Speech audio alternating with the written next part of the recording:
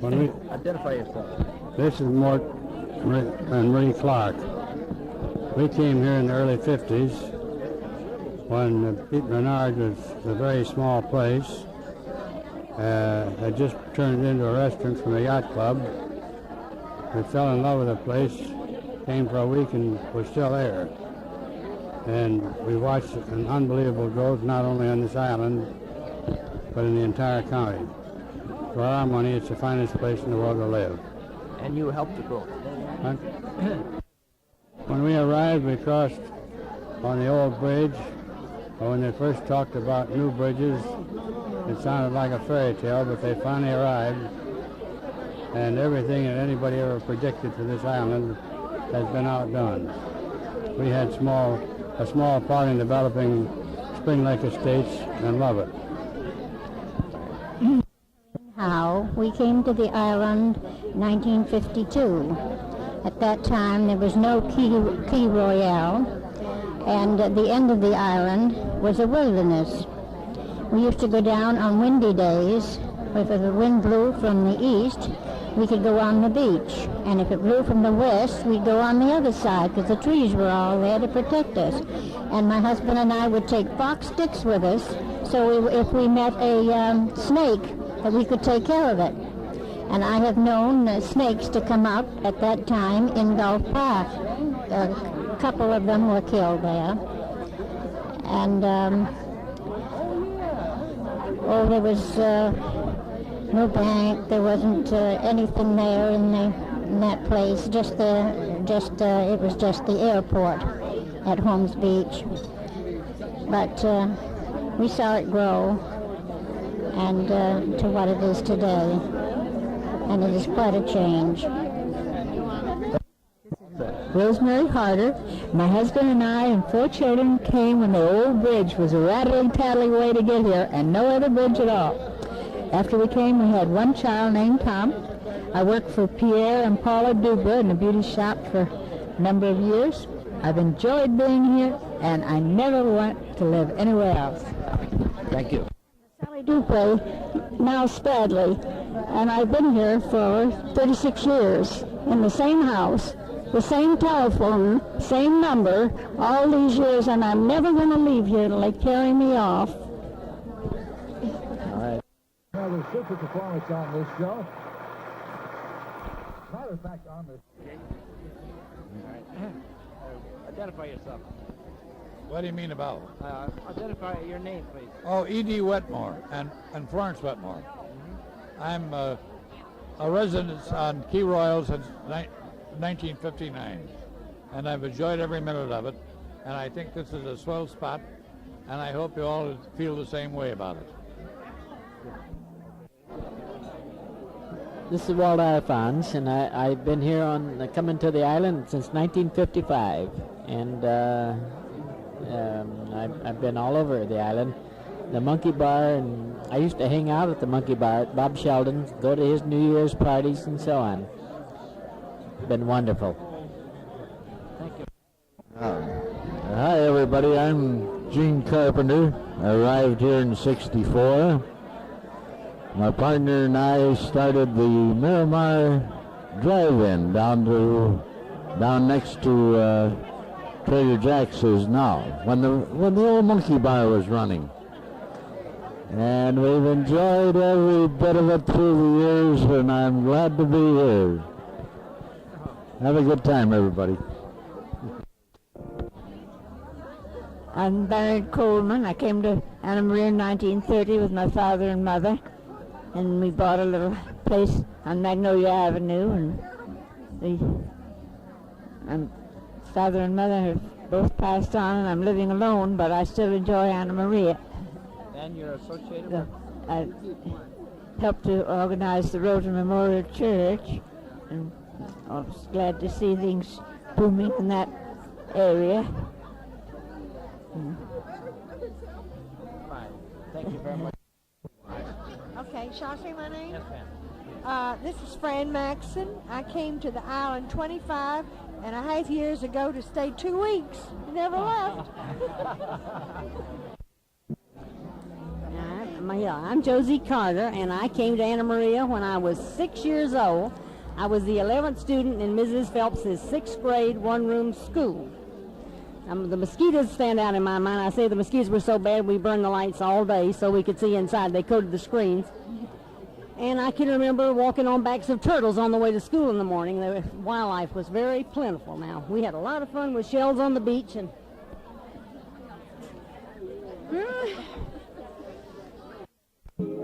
Hello, my name is Kay Klosky. I first came here in 1932. There only was Annie's Silver Little Store and the Ratley Bridge over at the end of Bradenton Beach. Things have come a long way, but it's still as beautiful as ever. Amen. Thank you very much. Ernie Hickson, been here since 34, or 43, and the first year I worked for Larson Brothers, we put a sign in up here on 84th Street on the curve in the road. The boss I was working for got in the ants, and he undressed, cleaned the ants off, and redressed right in the middle of the road and never saw traffic go by. That's how it used to was. Thank you very much. Came in 54. I wish I'd have came in 26. Mary and John Rockett. We have been living on this island for almost 17 years. Prior to coming to the island, we have maintained a home on the mainland in Bradenton Beach, which was a subdivision from the year of 1943. On the island, what attention was attracted to the island, particularly because we were looking for a business, at which time we purchased the Gulf to Bay Motel, and later known as the Rockettes Motel on Gulf Drive at 1500. We are certainly glad to be a member or one of the group of this lovely crowd of 200 plus, which they are entertaining the ex-islanders and all of those who at the present time are living on the island, and we are happy to be a part of it. And we thank everyone that has had any part in arranging this lovely occasion. Thank you. Thank you very much, John and Mary. You said it. Tell them all about it. My name now is Irma Carpenter, but I used to be Irma Wiley. First time I came to this beautiful island was 1948 and fell in love with it. Came back every year until I moved down here permanently 20 years ago. Amen. About Clyde Phelps was then courting me, and he was just all the time wanting us to come on, let's get married. Don't do this extra year. But you know how girls are. They want to teach one more year so they can have nice clothes and pretty things when they're married. So I conceived the idea. Now we had local trustees, and most of the teachers' negotiations went on with the local trustees. The local trustee, there were three of them, there was always the trustee, was Mitch Davis. Now many of you know Mitch. So Mitch and I were having negotiations back and forth. So I said to him one day, I said, you know, Mr. Davis, I think I'm worth a good deal more than $65 a month. So I want you to tell me, I will come and take the school that isn't very much sought after, for $100 a month. So he thought that was all right, but he went to the superintendent, and the superintendent's reply was, what in the world does Miss Rogers think that makes her think she's worth that much money? Well, anyhow, I would not come for less than $100 a month, and I think my value was greatly enhanced because of the staying power that I had. So I finally came up with this way of settling it. Ordinarily, the school terms began in September, and they were for 8 months. And they had had a very poor school the year before. The teacher, well, there were a good many things wrong with the school, and they weren't very happy. I said, now, Mitch, you know what I feel very confident that I can teach these children as much in 7 months as they have been having in 8 months, and I think maybe I can give them more. But I will come for 7 months at $100 a month. And you know they bought that? So I came. Well, all the children passed, and I was asked to come back, but by that time Clyde said this is enough, so we were married and went ahead. I didn't come back for many years, but the last time I came, I stayed for 25 years. To have with us the first male child ever to be the first white male child to have been born on the island. We're not at all sure there are not some Indians way back there in the prehistoric days, but Clarence Hall was the first white male child born on the island, and Clarence is going to speak to us now. There's an awful lot of fooling around here to get a very poor result.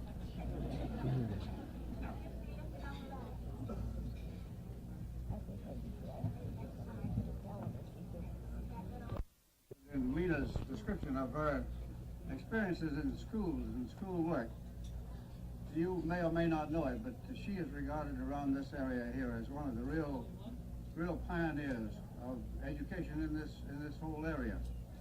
And it's something to be able to say that, because as she suggested, Barry suggested in her experiences here, she has had to work against all kinds of difficulties, yet you never hear any woes from her. She did ask for a couple of raises of money, and it was given to her naturally. Anybody who runs into Lena and doesn't give what she wants them to give, something's wrong. Well, my particular interest in this island, really, I haven't got any right to be billed as somebody that ought to get up here and make a speech. The fact that I happened to be the first male boy to be born on the island really isn't anything that I can brag about. I had nothing to do with it. It sort of taught me out here as one of the old pioneers who has been fighting the battles of Anna Maria Key all these years. It's a little bit wrong. But nevertheless, everything has been wonderful down these years. I was just thinking about, and we haven't got time to go into it really, thinking about what it means, what it did mean to pass one's childhood in a place like Anna Maria. Anna Maria is, for my money, the choicest place on earth. And I've traveled a great deal over there.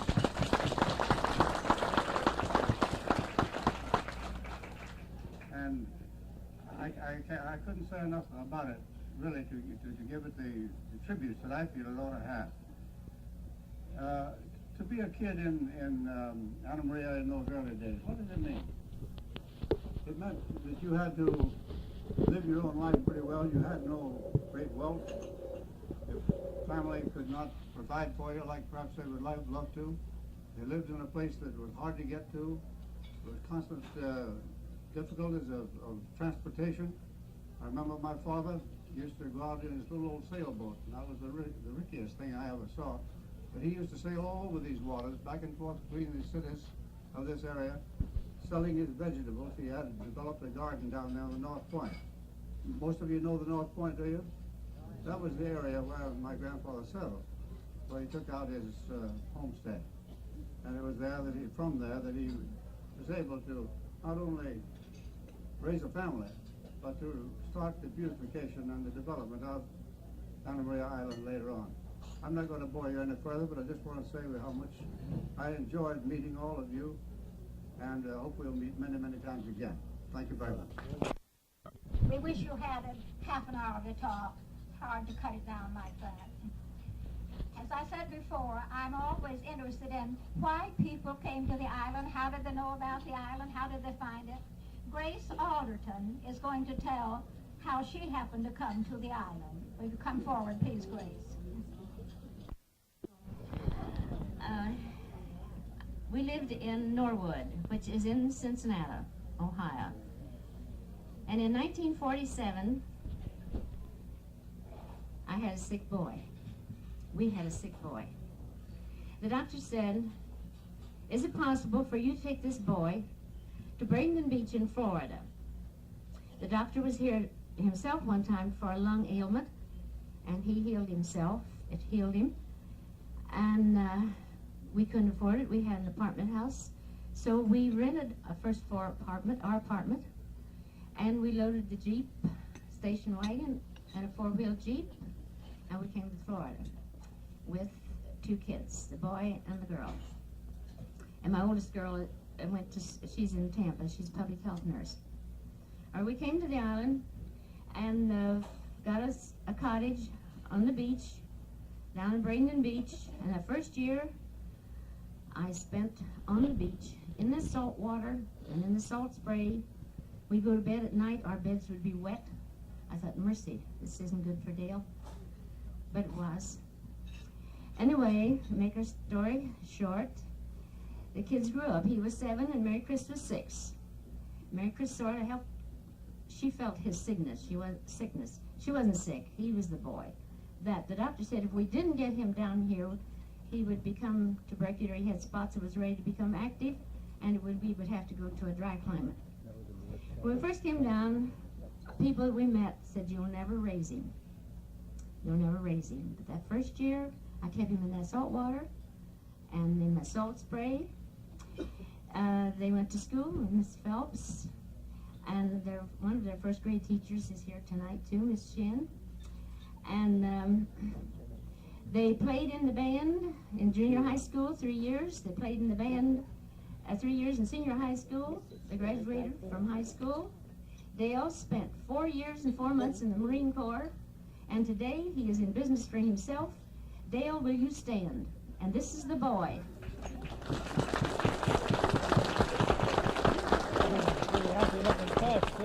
Mary Chris, you can stand too. I wanted to see you. This is my daughter. And folks, this is what that salt water and that salt spray can do for you. Thank you. Well, that answers one of my questions, how do people come to know about Florida? We have another very illustrious person in our midst.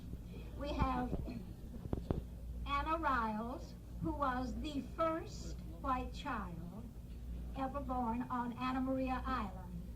Anna Maria's father was one of the pioneer homesteaders, and she's going to tell us some of the interesting things about her days spent on the island. Anna?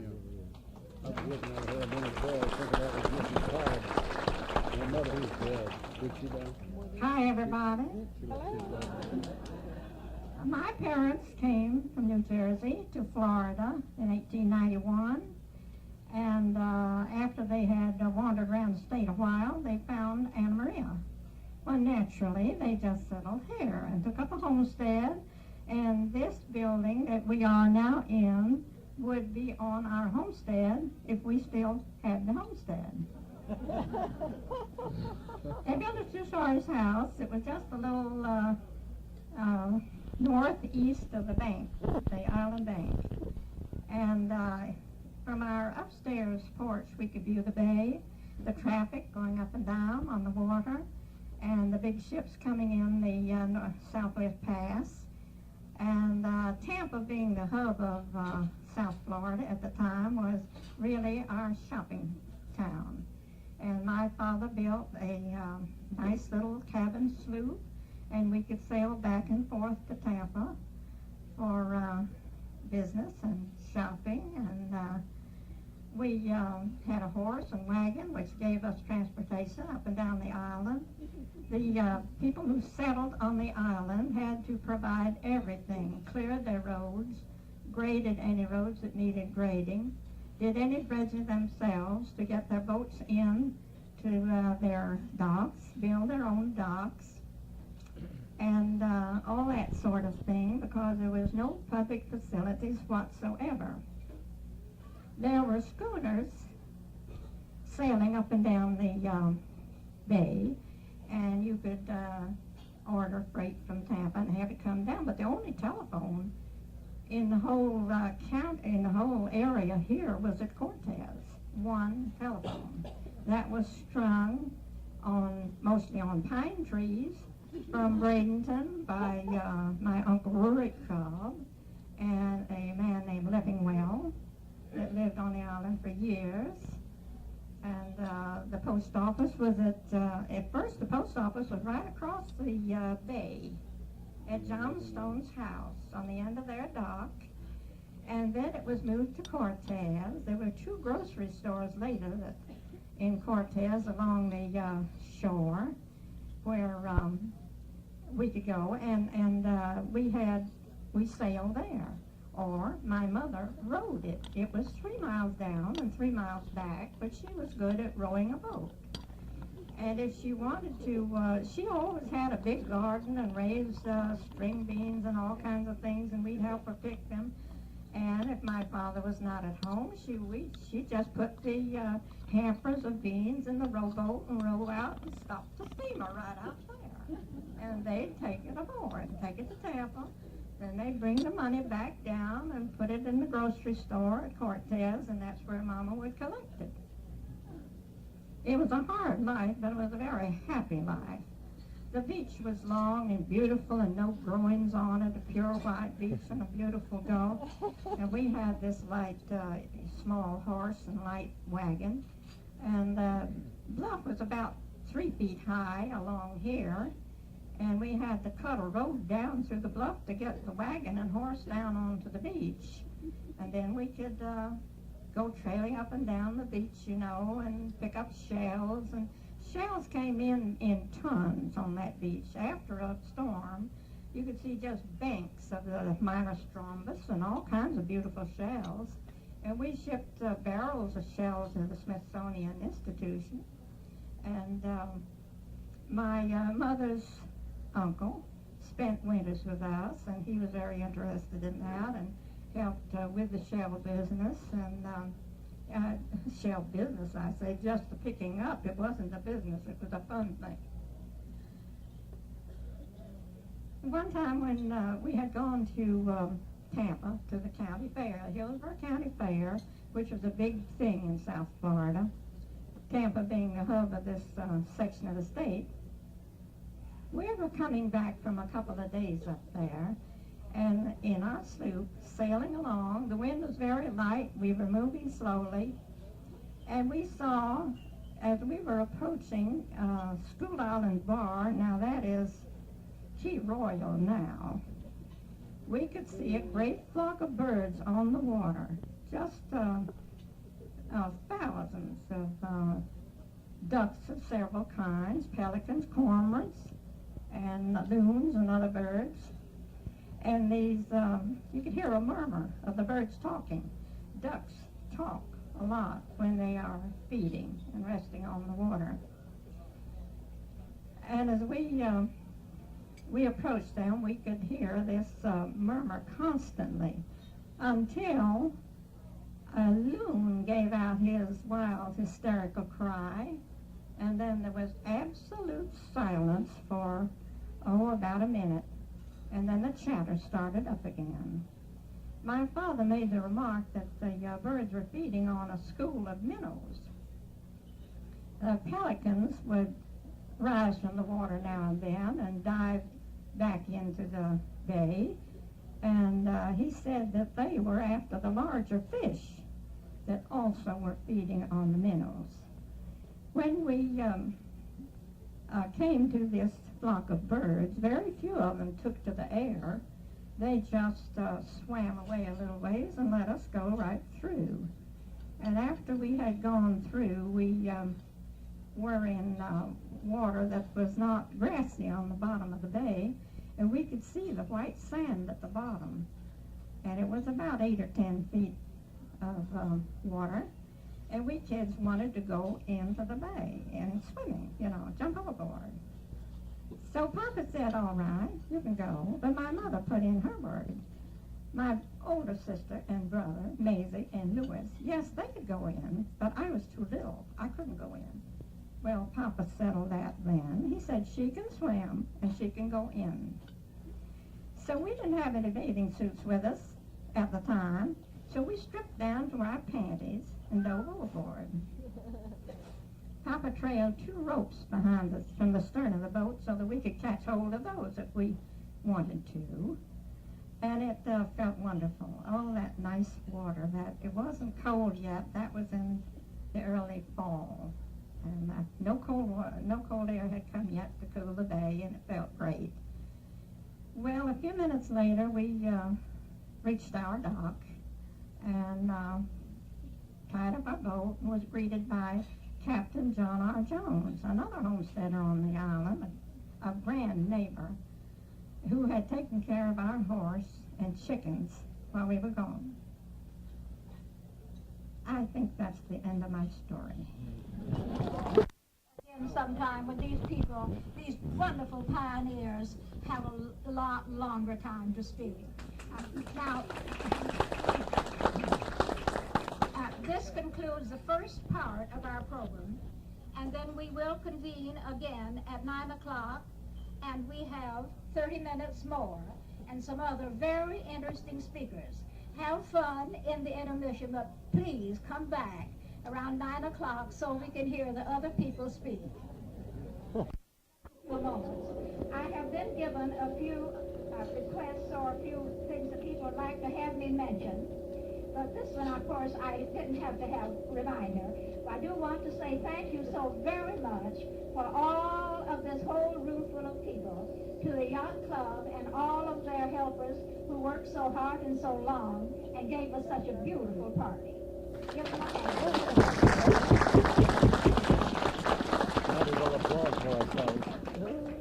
Frank Perkins from the Bradenton Historical Society, is that right, Bradenton? Yes.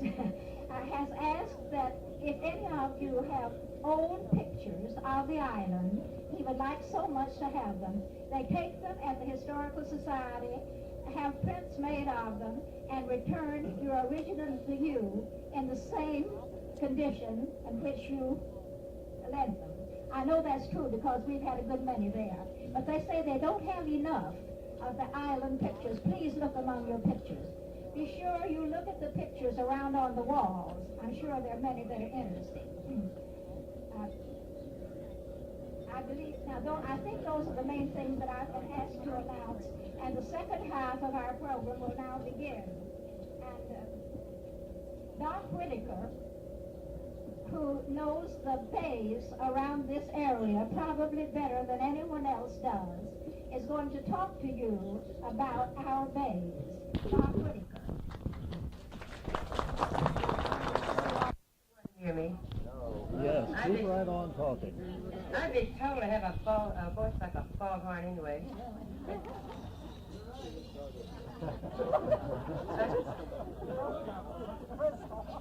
My father came to the island when he was 12 years old.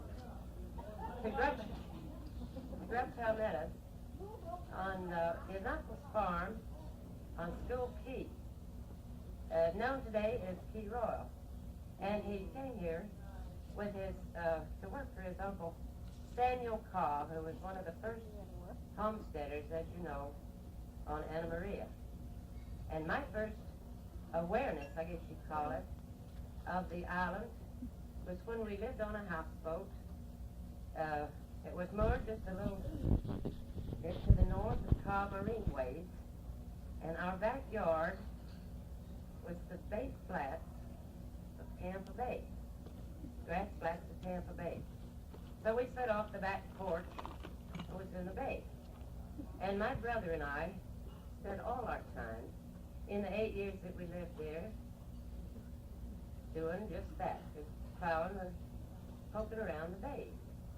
And we dug clams and we gigged flounders and we gathered scallops.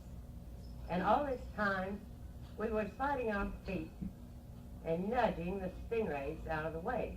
Now that is no exaggeration, because their grass flats were undisturbed, and there was a small layer of mud that laid over the bottom, and it was perfect ground for the stingrays, and they were all over.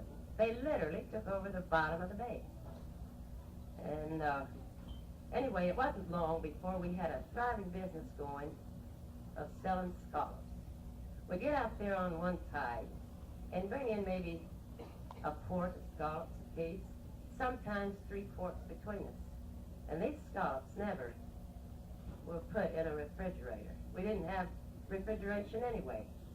We would get them and clean them and wash the milk off them, and get on our bicycles and take them to Anna Maria to sell.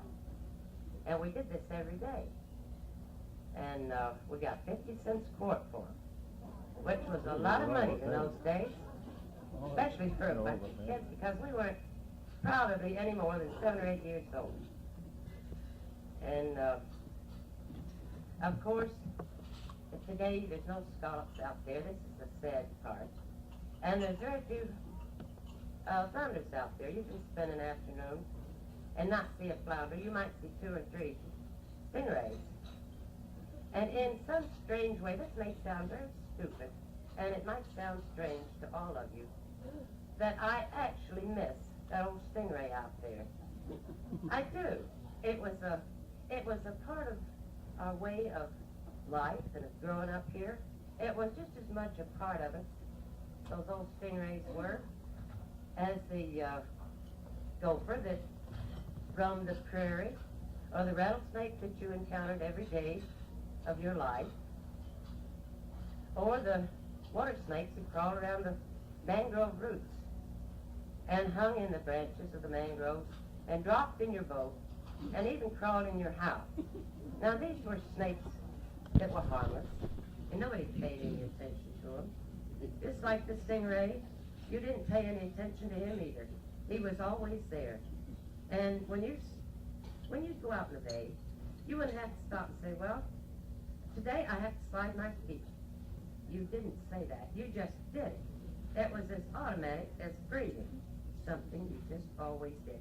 And of all the thousands of miles that my brother and I must have traveled in that time, we never stepped on one. It wasn't an accident. We were just always aware. I stepped on one out in the Gulf. I wasn't even thinking about him out there.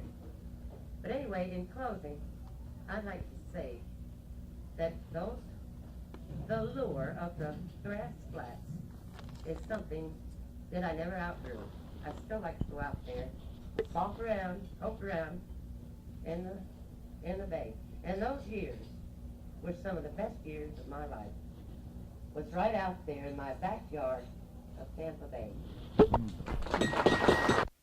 We all wish we could go back. Wonderful time. All I'm going to do about this next one is to announce the topic, because it is a very intriguing topic. Connie Hoffman will talk about the silver dollar bar. Connie Hoffman.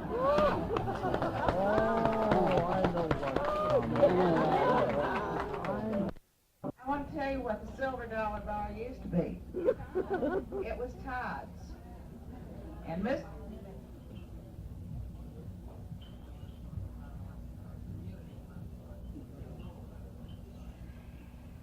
and Mrs. Todd and their son Art that went to school with me owned it. It was a family gathering place for everybody. Our parents and the children came there. Mr. and Mrs. Todd played a fantastic game of bridge. That's where I learned to play bridge. The older people taught us how to dance. That's where I learned to dance. And I'd also like to tell you about the Moose Club. The Moose Club used to be the Braden Beach Baths. Mr. and Mrs. Tishner came down from New Jersey and built it during the Depression, and it was the most luxurious restaurant in Manatee County, and also the most expensive. And there weren't too many people that could afford to eat there, so they had a real hard time. And when I graduated from high school, my parents couldn't afford to send me to college, so I went to work as a waitress at the Braden Beach Baths, which later became the Gulf Terrace. And I'd never waited tables before, and I didn't know what I was doing, and I did a very bad job. And one day, a very unpleasant man and a very lovely lady who was his wife came in for lunch. And I took their order, and when I had finished taking their order, I asked them if they wanted coffee, and his wife said later, and I assumed she was speaking for both of them. And when I served their lunch, I didn't bring any coffee, and the gentleman was absolutely furious, and he demanded his coffee immediately. I went in the kitchen, and it wasn't through dripping, and I had to wait. And when I came out, he was so angry, he was already on his way into the kitchen to get it, and he grabbed it out of my hand and spilled it all over me. And I did the typical teenage thing. I burst into tears and ran into the kitchen. And I assumed I was going to be fired immediately. And the next thing I knew, Mr. Tishner, who needed every customer he could get, came in and kissed me, wiped my tears, bandaged my hand, told me that this man was waiting to apologize, but I did not have to accept his apology. And I said I'd be glad to. And I went out, and he was no longer irate. What Mr. Tishner told him, I don't know. But he was very cowed, and he apologized profusely, and I accepted his apology. And he said, Mr. T said, Connie's accepted your apology because she's a lady. You are not a gentleman, or you wouldn't have done what you did, and I don't ever want to see you in here again. And that's the kind of people that I grew up with on this island when it was a very small place and everybody knew everybody else and everybody took care of everybody else. Thank you.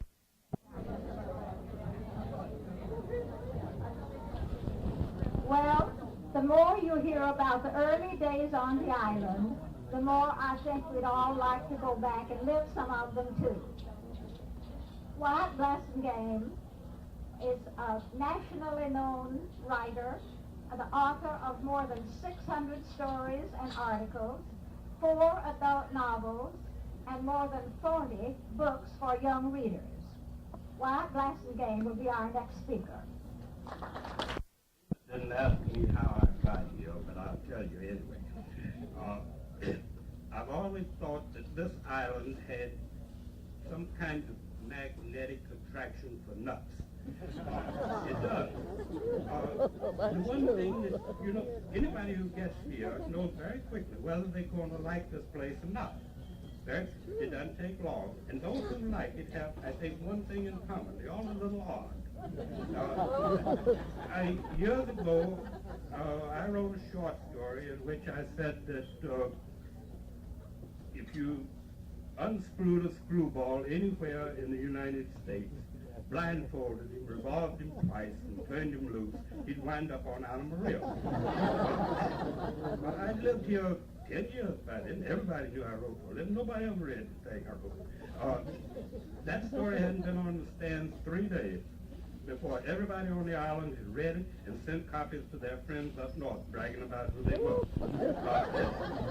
There was only one gentleman here who objected, and he went to a relative of Dottie Ray. I'm going to skip all names. And said, don't you object to being called nutty?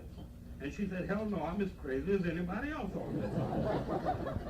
And we did have some choice characters here. Again, I'm going to skip names, but we had a couple here that, you know, we all assumed they were living here when I got here. 2 or 3 years ago by, we figured they were married until suddenly they announced, you know, that they'd gone to town and got married. Well, that was all right, too. So 4 or 5 months go by, and he moves across the road and builds himself a little shack on the beach, which shows that's a long time ago. You just don't move in and build shacks on the beach anymore. But he lived over there about 6 months, and they got divorced and moved back together. But it was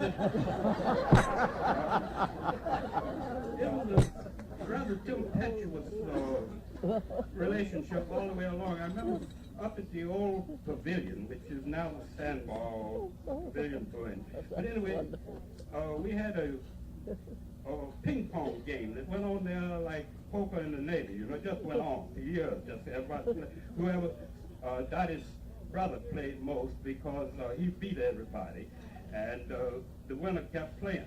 But the game just went on.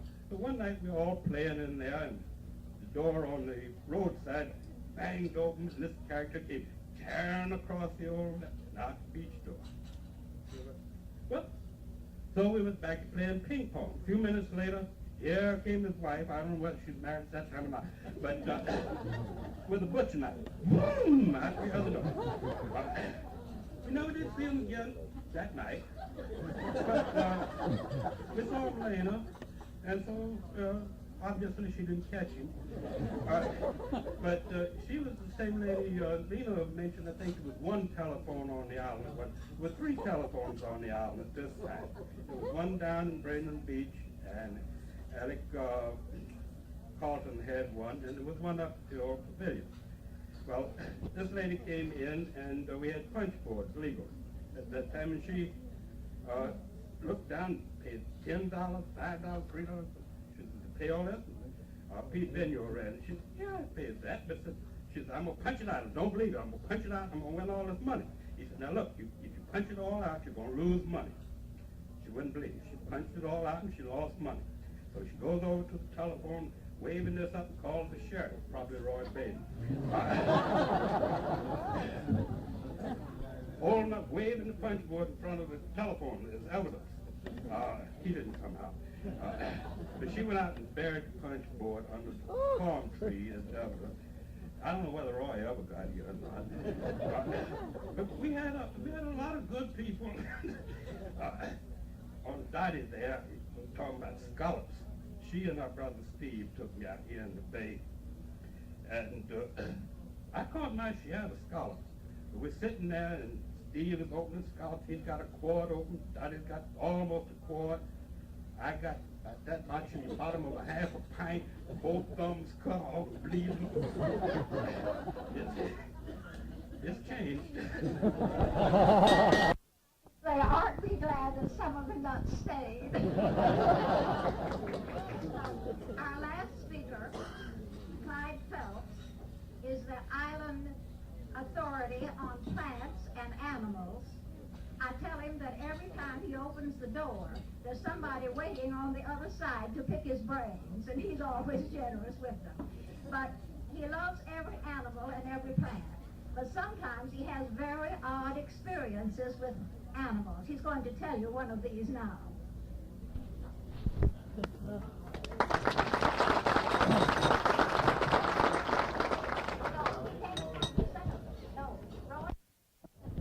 Well, I don't know if I'm talking into one of these things. Can you all hear me pretty well?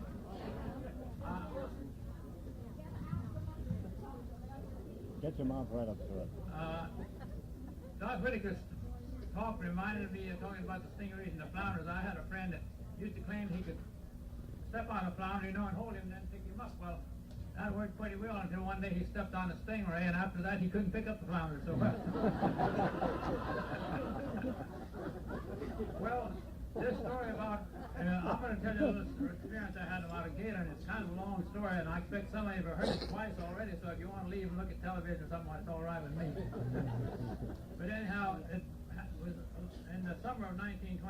We had bought a little house on Pine Avenue, which is now Adams Nursery there, in 1925. But this was 1925. In the summer, we had come out to stay a while. And across the road from the cottage, there was quite a large pond. Some people called it a lake, but anyhow, there were a lot of big buttonwoods and mangroves growing around it. And in these trees, there were a lot of bird nests, mainly the green heron. I think we had counted about 26 green heron nests in it that summer. So there was a trail leading around through the very thick brush around the lake. And we would make periodic surveys in this trail to see how many nests there were and how the nests were coming along and so on. So this one day, I started out this trail, and I just gone a little ways, and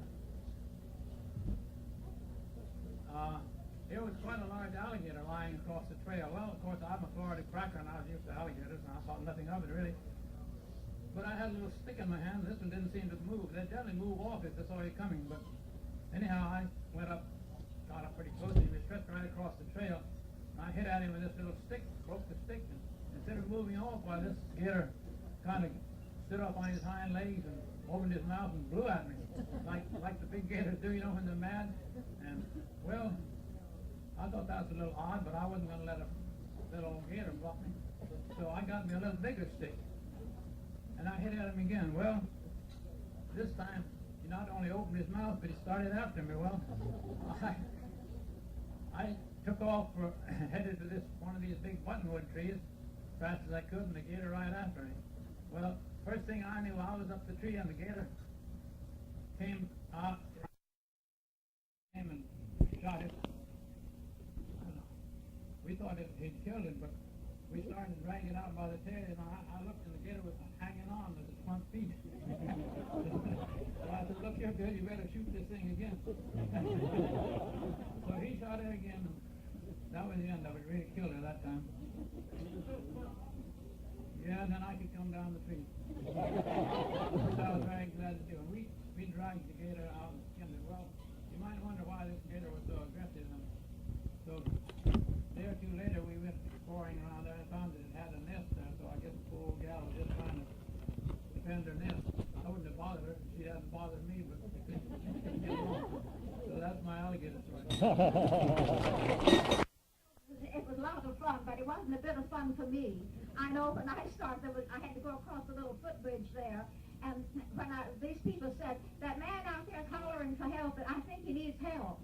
Well, I thought if I go out here, and if I start across this bridge, and I could just have a picture of him there with his legs all bleeding, when he called and told me the alligator had him up the tree.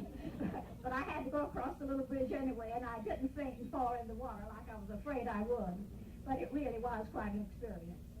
Now that concludes our program, and I think we have a little bit of time. If there is anyone in the audience who would like to speak shortly, if you will raise your hand and come to the microphone, please. Well, come to the microphone, please, if you want to speak. Okay, just yell. I just want to tell everybody that I belong to where the poor live. That's where the trailer park at Gulf Park. And we have one of the nicest community funds that we started in 1960. And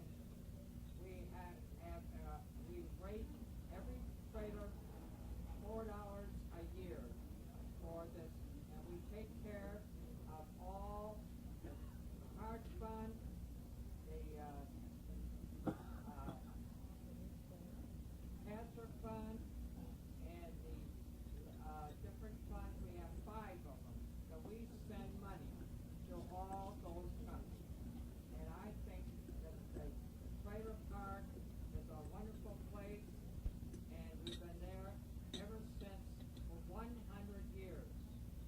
The Gulf Park, and now it's the Sandpiper Mobile Home. And I think the people on the island think that they're just trash to live with. No. People know that, because they look down at us. And for a long time, when Jim Kepler owned it, they used to think it was a bunch of Why do we have to have that? Why do we have to have that? I lived there since 1954, and I have a lot of respect for it, and I like that they us to be friends. And that's people on the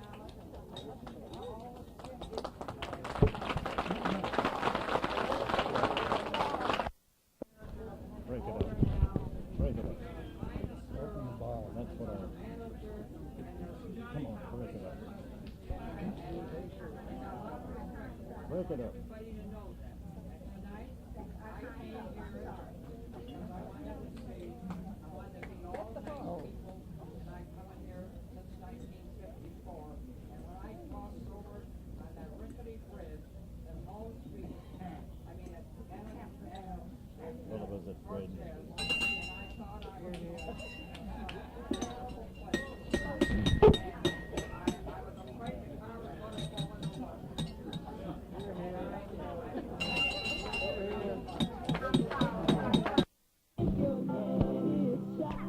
We never would have had this. Will you please stand and give them a great big hand?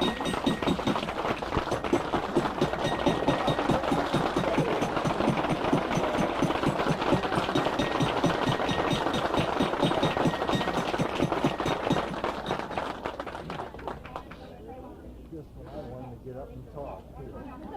What you sit down for? I didn't want to, please. Please sit down and enjoy your evening, please. On the back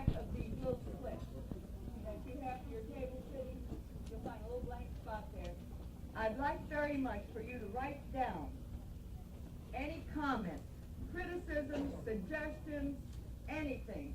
Thank you, Carolyn. And turn it in laid up here on the table. Because the next question I'm going to ask you is, would you like to have this an annual affair?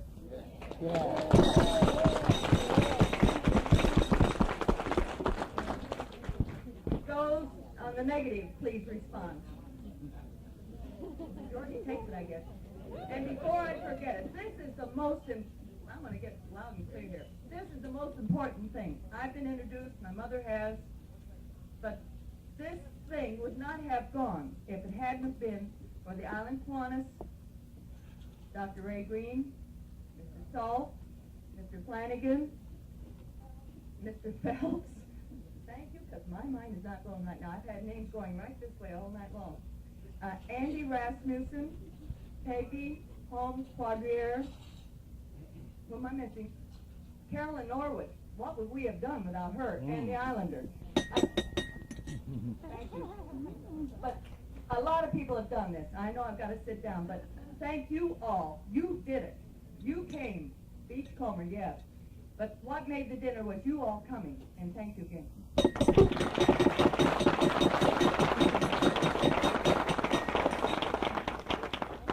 The manager of this building, of this restaurant, would like to say a word to you now. This is going to take just a half a second. We don't want you to rush out of here. We're going to get our band player back up here, our organist back up here, and he's going to play extra time tonight, so if you like, just sit back, relax, enjoy, and dance as long as you want. And thank you for coming. Eleanor, thanks you, Tony, Dino, and myself. You're great people, and it's a pleasure serving you.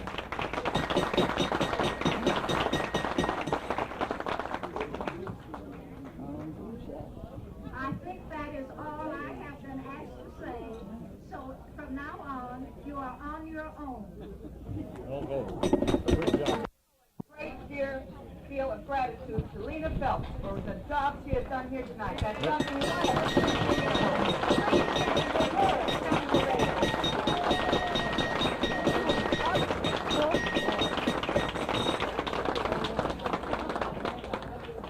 That's winning.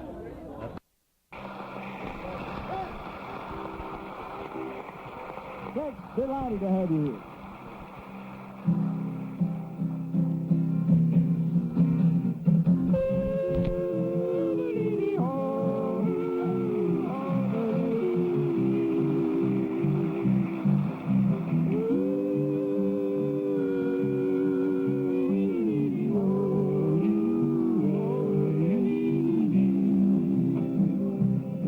The only spot I know where no man will go, where the shadows have all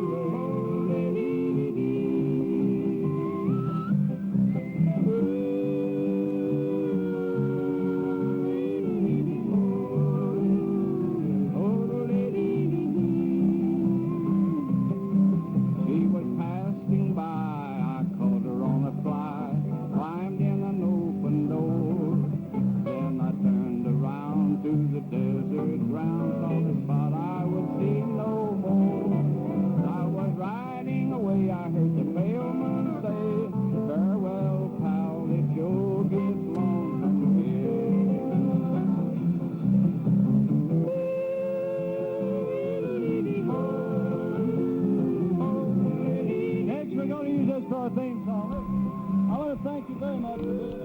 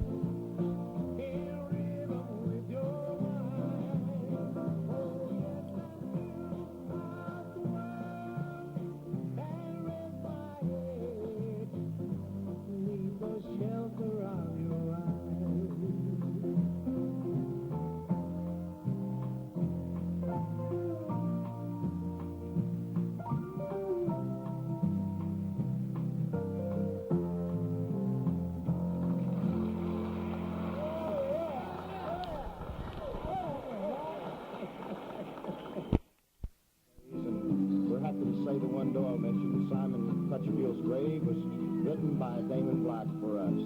Thanks, Damon.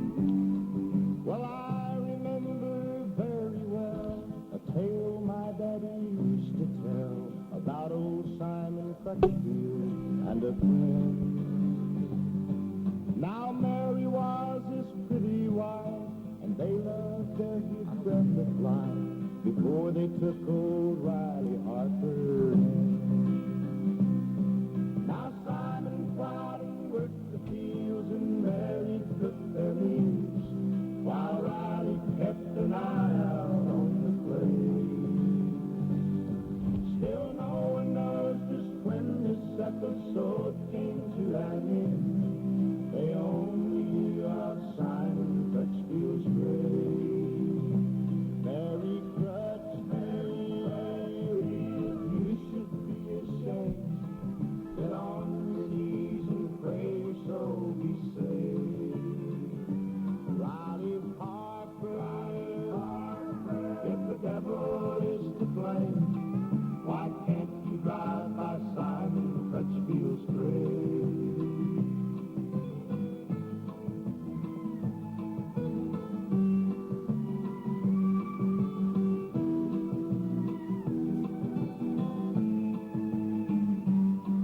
In the year of 1864, a blizzard came across the moor, and all the crops were sold out, none was saved. And the only way to get to town was a wagon road that wound around and through the woods past Simon Crutchfield's grave. Now some folks say that they lay there at least 6 months or more before an old fur trapper found their bones. He claimed they wrote their epitaph on the cabin floor, just the way it reads today on crumpled stone.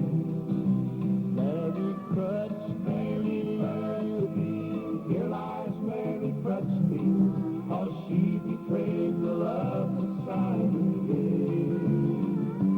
Riley Harper, here lies Riley Harper, 'cause he could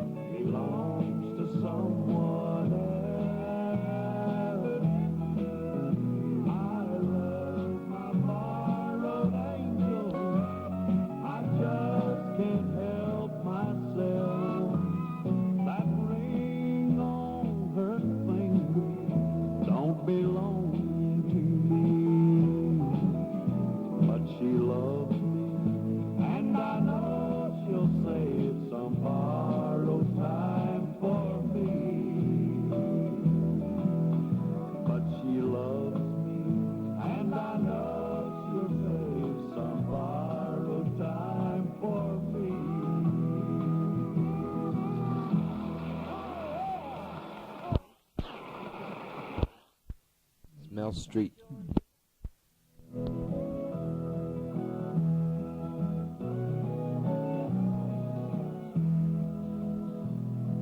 Wonderful things our folks are said when they have passed away. Roses adorn the narrow bed over the sleeping clay. Give me the roses while I live, trying to cheer me on. Useless the flowers that you give after the soul is gone.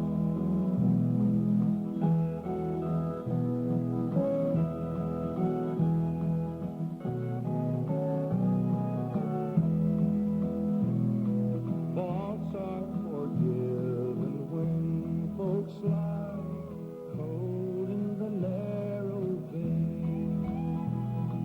Let us forgive them ere they die.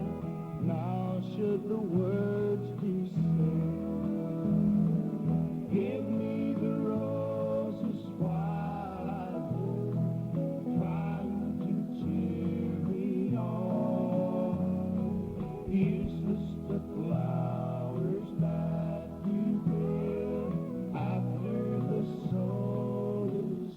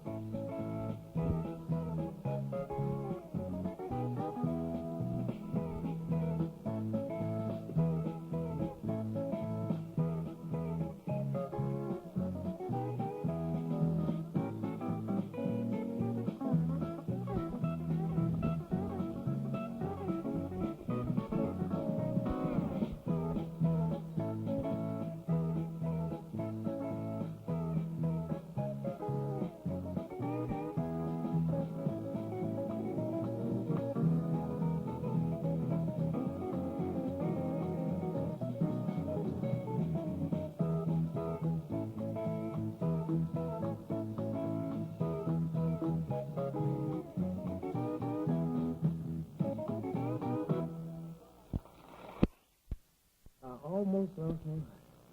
Average Ohio.